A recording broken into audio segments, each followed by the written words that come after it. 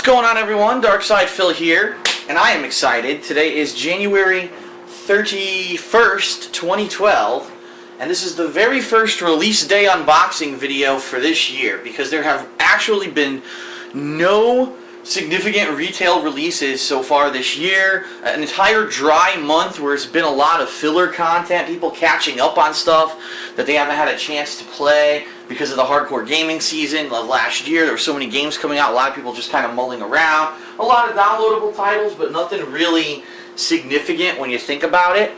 And this is it. As of this week, for the next several months, there will be multiple retail releases every single Tuesday. So we're going to have a heck of a time in this first quarter of 2012 taking a look at unboxings, okay? So to start today, we have three major retail releases. It is a wide variety of games. We've got a fighting game, we've got an action game, and we've got a role-playing game. So without further ado, let's dive in here. First of all, we have NeverDead from Konami.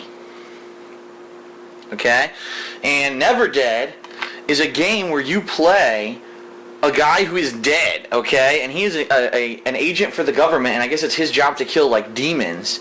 But it's cool because he has unique abilities because he's already dead. He's basically like a zombie, and he can do things like to rip off his own head and roll it through a vent, and the head pops out the other side and finds a way to unlock a door or hit a switch so that he can get through certain areas. He gets to rip off his arms and throw them at his enemies, and then his arm explodes like a grenade.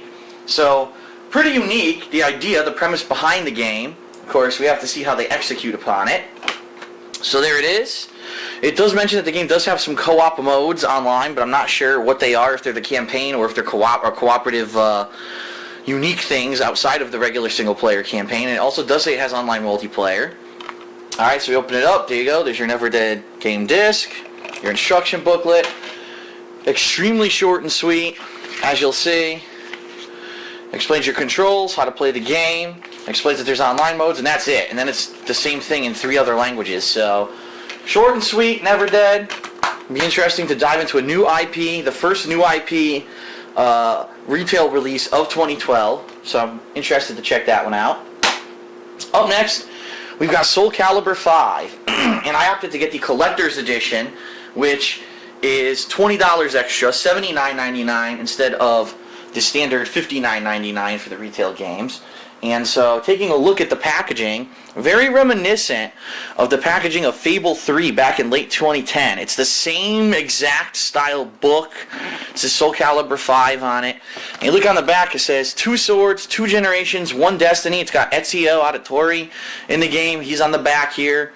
And, players 1 to 2 because it's a fighting game, but then also online multiplayer of 2 to 6, which must mean that there's like lobbies of 6.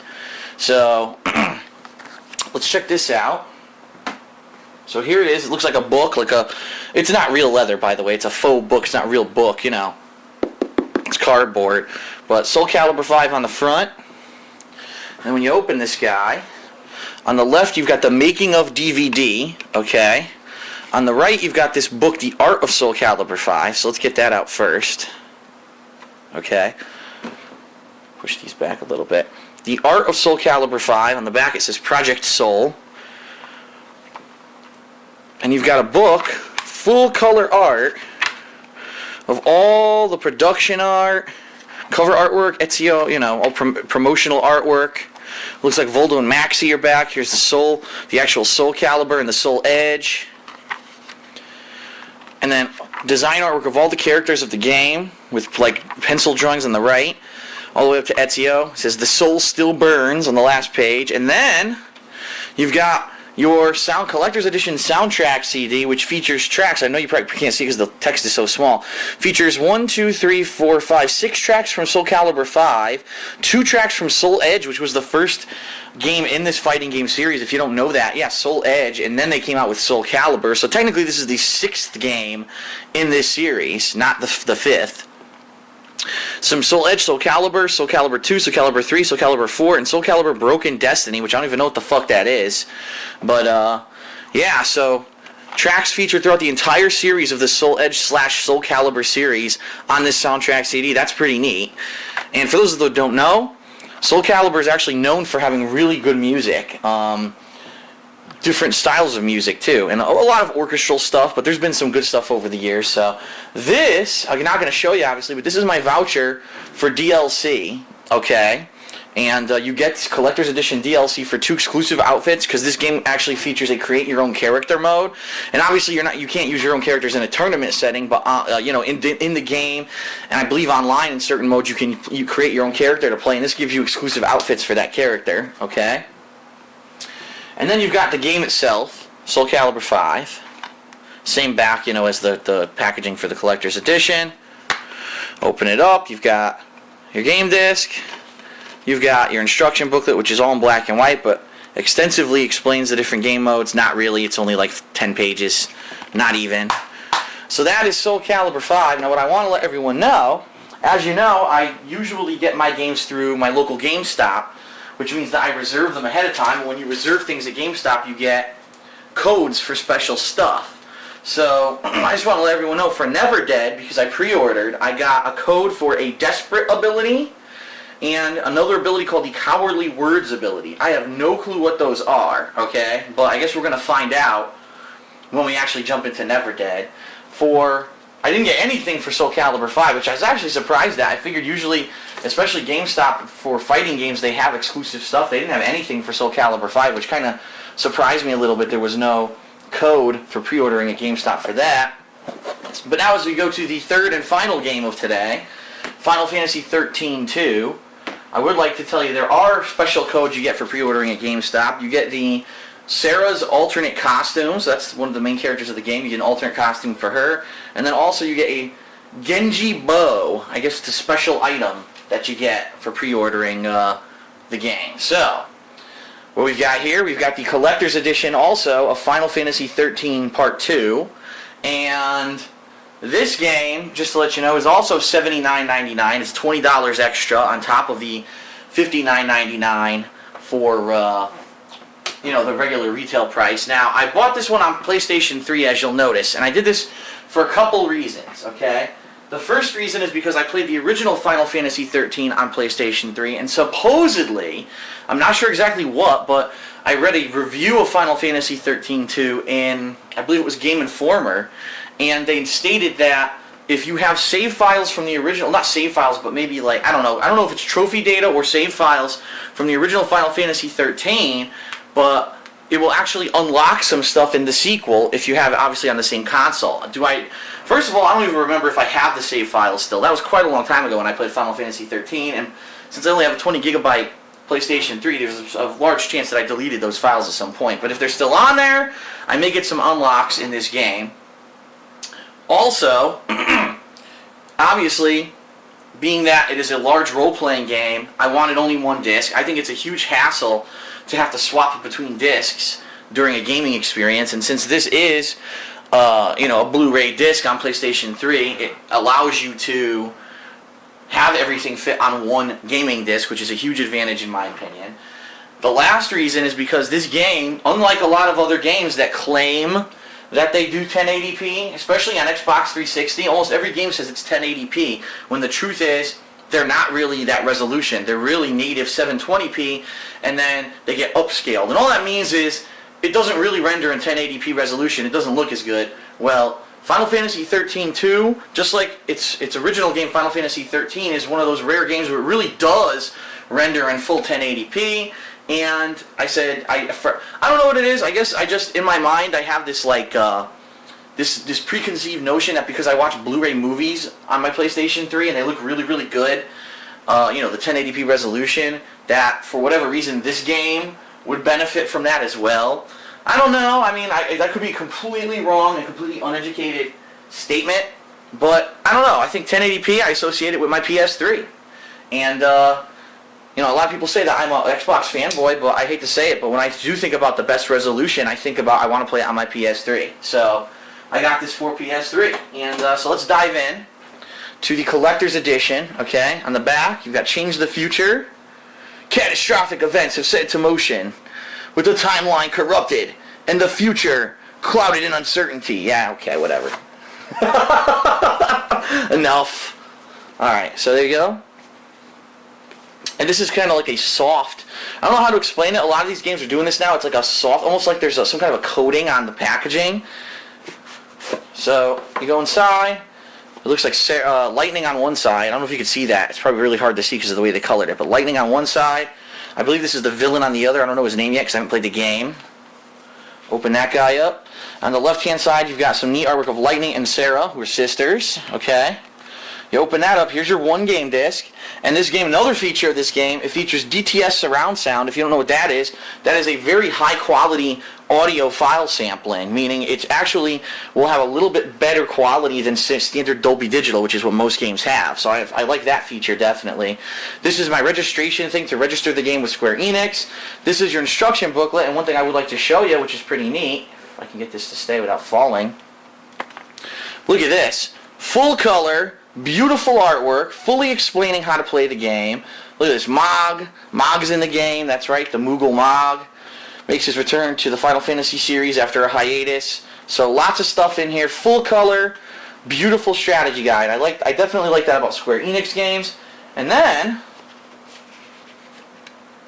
you look back here and it says soundtrack listing. And you're like, oh, soundtrack listing. Well, you got the collector's edition of the game. It must have a soundtrack with it, right? Disc 1, Disc 2, Disc 3, Disc 4. It's a 4-disc soundtrack that comes with the collector's edition of this game, which is pretty freaking neat. And you can take a look. Nuobu Uematsu actually did make 2 songs for this game. Both of them are the Chocobo songs. But outside of those, everything else is done by another soundtrack team. But pretty neat. It's 4 discs of music, and then here's all the credits for all the music right there. So now we'll move on here to show you what we're talking about. In the middle of this collector's edition packaging, you've got a mini, it's very small, but it's a mini concept artwork book that shows like different locations, shows some weapons, some enemies, some stuff from the game. So big deal, right? And then you've got more art here of Sarah and I forget Noel, I think.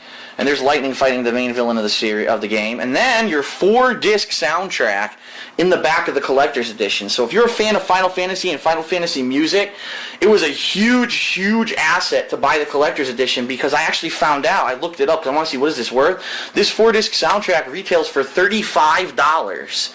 So you got the collector's edition, you got the game for $60, and then you got the soundtrack plus some extras for $20, as opposed to buying the soundtrack separately, it's $35. So if you're interested in the game's soundtrack, the collector's edition is definitely the way to go here, okay?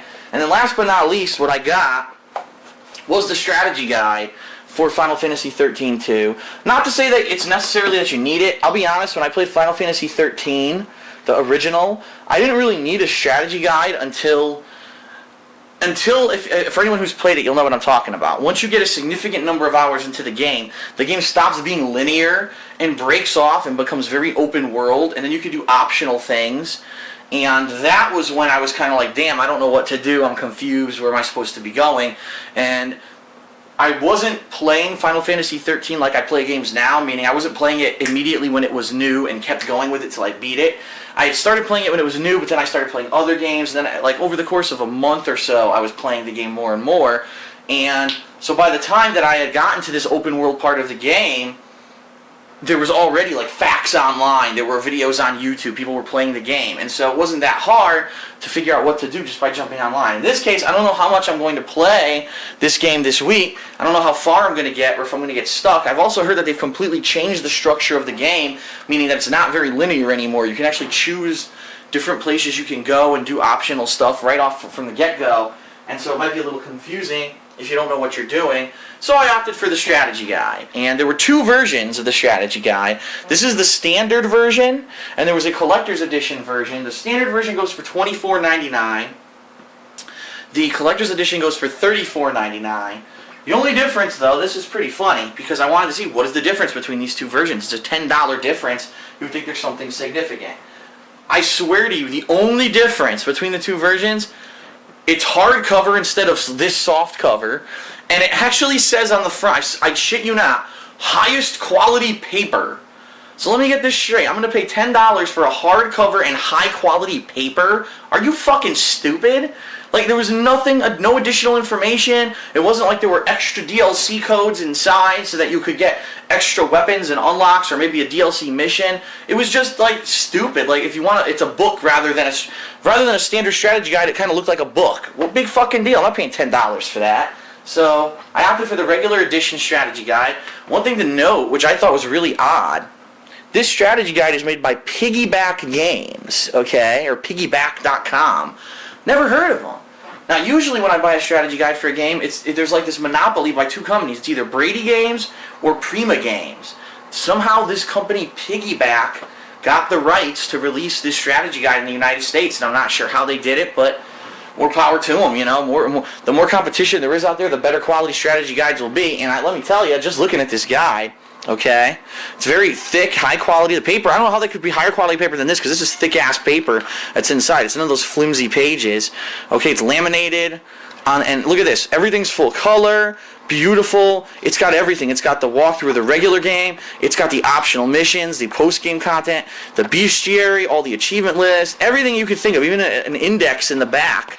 So you can look stuff up, which a lot of these strategy guides these days don't have indexes. This one does. So it's a pretty extensive strategy guide. It looks like it's pretty interesting. And after I beat the standard game, if ever I want to go back during the year and do all the optional content in this game, this is definitely going to help me out, and I think it's going to be a big asset. So I'm glad that I picked it up. For certain games, strategy guides are worth it. If you're planning on beating a game in one day or in a day or two, strategy guides are worth it. But also for longer games like this, like Skyrim, the ones that have all this optional content and you want to explore it and you don't want to miss some of the best stuff in the game, it's usually worth it to pick up the strategy guide. I don't always condone it, but I do think that it's a good idea in certain cases, and this is one of them. So, alright, so a pretty loaded release day unboxing video today. 3 major retail releases. So what is my schedule for this week? If you're watching this video, obviously this week, upon these games release, I'm going to start off with Final Fantasy XIII-2 on my DSPGaming channel on YouTube.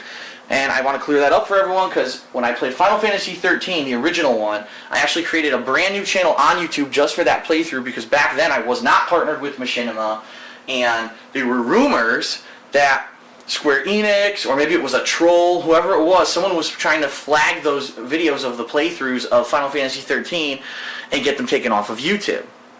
So I said, I'm not going to risk getting my Dark Side Phil channel, my original channel on YouTube, getting taken down because of this. So I created a brand new channel on YouTube, I think it was Dark Side Phil FF XIII.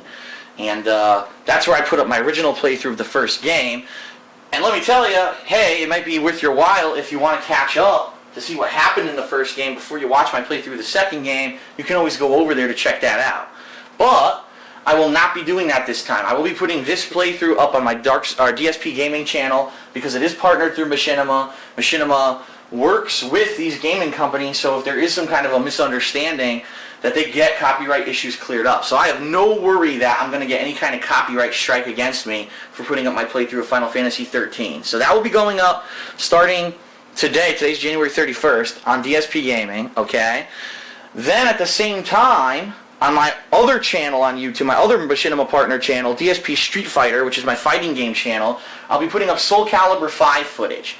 So I'll probably do several hours of Final Fantasy today, and then while that's uploading, I'll probably boot up SoulCalibur V and play some of that, and that'll be going over on DSP Street Fighter. So over the next several days, expect Final Fantasy on DSPGaming, expect SoulCalibur V on DSP Street Fighter, and then at some point during the week, I don't know when exactly it will be, I will be playing NeverDead. This is so not going to stay. Fuck it. I'll be playing NeverDead on DSPGaming at some point during the week. Basically once I get burnt out. Maybe after playing Final Fantasy XIII-2 for 2 to 3 days, I'll get exhausted and I'll say, you know what, it's time to try something different. And I've actually heard that NeverDead isn't super long, so I'll probably be able to beat that this week. And that's another thing that I do want to mention. I mentioned this in my weekend preview video earlier this week, but I fully expect that Final Fantasy XIII-2 will be an extremely long game. By all accounts, it takes something like 30 hours to just beat the story. And then if you actually do optional missions, it could be anywhere from 40 to 50 hours.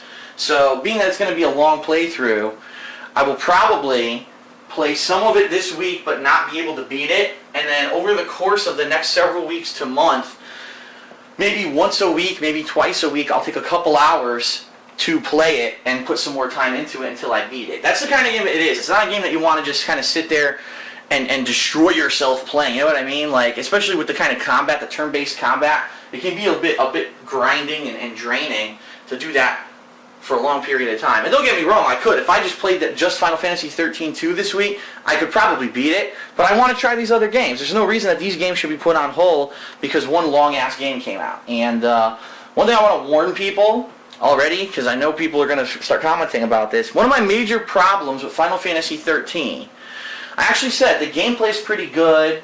You know, up to a point the game's good, and then all of a sudden it splits and becomes open world and forces you to grind, and I didn't like that. But I think my major gripe about Final Fantasy XIII was the story was so convoluted that it was hard to follow. It was very hard to follow, and it was confusing. And I did, by the end of the game, I finally understood it, but really not until the final couple hours of the game is everything fully explained, and then it kind of clicks. So it was really confusing for most of the game trying to follow along. Well, I've actually heard that in Final Fantasy XIII-2, it's worse. And this is just from one review that I've read, but I heard that the story is super far-fetched, super convoluted, super confusing because there's time paradoxes and stuff that happen the whole time. And, just to warn everyone, apparently the game doesn't have an ending. That's right. Square Enix decided that they would end the game and say to be continued and force you to later on buy DLCs to get the true ending of the game, which I am completely against. I'm probably going to be fucking going nuts when I finally beat the game after putting a significant amount of time into it and it has no fucking ending. But I'm kind of glad that I knew that ahead of time because now I won't have a fucking heart attack and start destroying shit when it happens. But that is kind of cheap on Square Enix's part. But we'll see what happens. I don't know. It kind of sucks, but what can I say? So anyway, prepare for that. Prepare for rage. So, alright, so that's it. This has been Release Day Unboxing for January 31st, 2012. 3 major releases. Final Fantasy XIII-2 on DSPGaming. SoulCalibur V on DSP Street Fighter. Both of those starting today. Later this week, NeverDead on DSPGaming at some point. And, excuse me. And, I will go as far as I can in Final Fantasy until, obviously, next week new releases come out. And then maybe it'll take a hiatus and it'll come back from time to time, a couple hours here and there until I finally beat it. So, that's it. Hope you enjoyed the Release Day Unboxing video, and I'll see you guys for gameplay this week. Thanks.